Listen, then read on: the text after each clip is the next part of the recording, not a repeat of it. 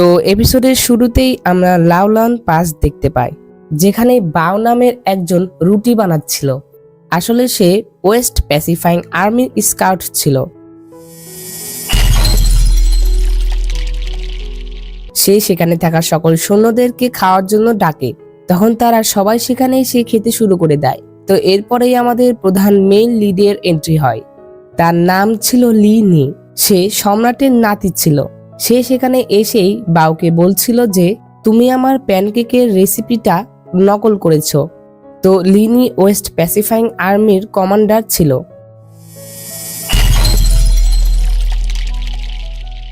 তখন বাও বলে যে তুমি খুব বেশি কথা বলো, নাও এটি খাও। তখন লেনি বলে যে এটা দিয়ে আমাকে চুপ করার চেষ্টা করো না। রান্নাঘরে ফিরে ডু অভিযোগ করেছিল। সে আমাকে বলে যে মিহি ময়দার একটি ব্যাগ নেই, আর এটি 17তম রাজকীয় নাতির জন্য